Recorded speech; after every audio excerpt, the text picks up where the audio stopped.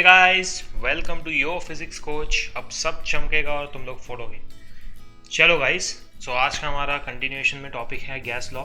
क्योंकि हम already Charles law और बॉयल्स लॉ पढ़ चुके हैं, तो आज हम लोग सीखेंगे गेल-ल्यूसेक्स लॉ के बारे में। गेल-ल्यूसेक्स लॉ क्या कहता है? ओके, सो लेट्स सी कि गेल-ल्यूसेक्स लॉ कहता है कि जब भी वॉल्यूम कांस्टेंट होगा एक गैस का, गिवन अमाउंट ऑफ गैस का, सो वहाँ पे pressure is directly proportional to temperature. Okay, तो ये चीज़ काफ़ी इंटरेस्टिंग है। तो यहाँ पे जब आप देखोगे कि ratio P1/T1 will be equal to P2/T2। तो चलो गाइस, इसको एनिमेशन के थ्रू देखते हैं कि कैसे ये चीज़ होती है एग्जीक्यूट। ओके गाइस, तो गेल-ल्यूसेक्स लॉ के बारे में जानेंगे आज। और गेल-ल्यूसेक्स लॉ क्या कहता है? आपको पता है कि जब आइडियल गैस इक्वेशन हम लिखते हैं PV is equal to nRT, तो उसमें हमारा वॉल्यूम क्या है वो कांस्टेंट हो जाता है। Okay, so volume is constant in Gay Lussac's law. So pressure is directly proportional to temperature. क्यों? क्योंकि nR डिवाइडेड बाय V वाला टर्म जो है वो क्या हो जाता है? कांस्टेंट। सो अगर हम टेम्परेचर बढ़ाते हैं तो डायरेक्टली प्रोपोर्शनल रिलेशन के अकॉर्डिंग हमारा प्रेशर भी बढ़ना चाहिए, और अगर हम टेम्परेचर घटाएंगे सो प्रेशर को भी घटना चाहिए। सो इसको देखते हैं एक एनिमेशन के थ्रू। और गाइस, ये बात फिर से मैं बता दूं आपको, नोट कर लेना कि अमाउंट ऑफ गैस जो रखना है वो कांस्टेंट रखना है। एक बार जो चैम्बर में गैस हमने एंटर करवा दी फिर उसको चेंज नहीं करेंगे। ओके, सो यहाँ पे अमाउंट ऑफ गैस कांस्टेंट है, तो यहाँ पे मैं लिख देता हूँ आपके लिए कि amount of gas is constant. Okay, amount of gas is constant, इसको चेंज नहीं करेंगे।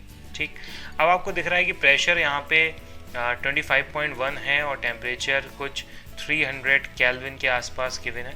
सो अब हम हीट अप करेंगे सिस्टम को और देखते हैं कि प्रेशर कैसे बढ़ रहा है। ठीक है, सो ये देखो, मैं आपको यहाँ पे हीट प्रोवाइड कर रहा हूँ सिस्टम में।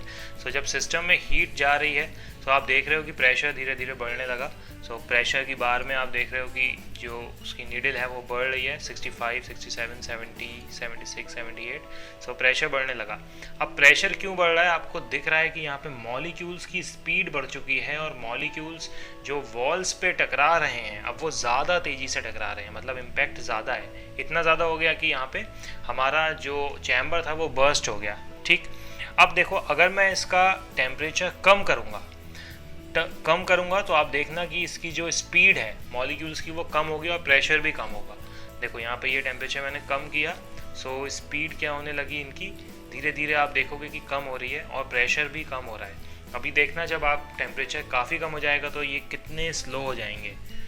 सो यही मैं आपको बताना चाह रहा था कि जो प्रेशर है वो डायरेक्टली डिपेंड करता है टेम्परेचर पे, और टेम्परेचर की वजह से मॉलिक्यूल्स की स्पीड घटती या बढ़ती है। आप देखो, टेम्परेचर कम हो गया तो ये कितने स्लो मूव कर रहे हैं। स्लो मूव कर रहे हैं तो वॉल्स पे टकराएंगे भी स्लोली, और स्लोली टकराएंगे तो प्रेशर की वैल्यू ऑब्वियसली क्या हो जाएगी? कम हो जाएगी। ठीक है, सो जो हमारे सिलेंडर्स बर्स्ट होते हैं, जो न्यूज़ आती है उसमें यही केस होता है गाइस, कि वॉल्यूम कांस्टेंट रहता है और उसके अंदर का अमाउंट ऑफ गैस भी कांस्टेंट होता है, लेकिन वो बर्स्ट इसलिए नहीं होते हैं कि उसके अंदर आग लग जाती है। वो इसलिए बर्स्ट होते हैं कि उनके अंदर के मॉलिक्यूल्स का जो मूवमेंट है वो बहुत वाइग्रस हो जाता है टेम्परेचर बढ़ने की वजह से, और वो इतना तेज़ मूवमेंट करते हैं कि वो सिलेंडर की वॉल्स पे जो फोर्स लगाते हैं वो सिलेंडर की स्ट्रेंथ से भी ज़्यादा हो जाता है, और सिलेंडर क्या हो जाता है? बर्स्ट। तो ठीक है गाइस, इस सिलेंडर को बर्स्ट करके देखते हैं और देखते हैं कि कितने टेम्परेचर बढ़ाने पे ये बर्स्ट होता है। अब इसको बिल्कुल हीट अप करेंगे जब तक ये फट ना जाए अपना सिलेंडर। ठीक है, सो देखते हैं कि अब ये कैसे फटता है।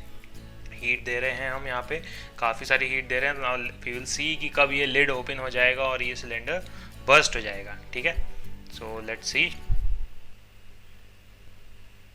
देखो आप, मॉलिक्यूल्स की स्पीड धीरे धीरे बढ़ने लगी यहाँ पे, और जो फोर्स है दीवारों पे वो बढ़ने लगा। डायरेक्टली आपको दिख रहा है कि प्रेशर इंक्रीज हो रहा है, that means force acting on the wall is increasing. एक टाइम ऐसा आएगा गाइस कि जो फोर्स है वो उसकी स्ट्रेंथ से ज़्यादा हो जाएगा और ये सिलेंडर हमारा बर्स्ट हो जाएगा। सो ये बहुत इंपॉर्टेंट है, इसको देखना, और यही रियल लाइफ में होता है रीज़न सिलेंडर्स के बर्स्ट होने का। ओके, अब देखते हैं कि ये कब बर्स्ट होता है। बर्स्ट हो गया। ठीक है, okay guys, thank you. So we will meet in the next video. तब तक के लिए bye bye, tata, take care. Please subscribe our channel और शेयर करो अपने दोस्तों के साथ, जितने भी दोस्त आपके पढ़ रहे हैं या छोटी क्लासेस में हैं। काफ़ी इंटरेस्टिंग वीडियोस हैं, इससे आपको डायरेक्टली फील आती है देख के कि हाँ ऐसा हो रहा है रियल लाइफ में। Okay, thank you guys.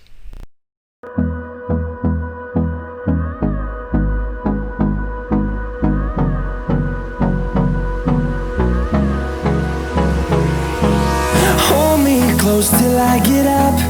Time is barely on our side.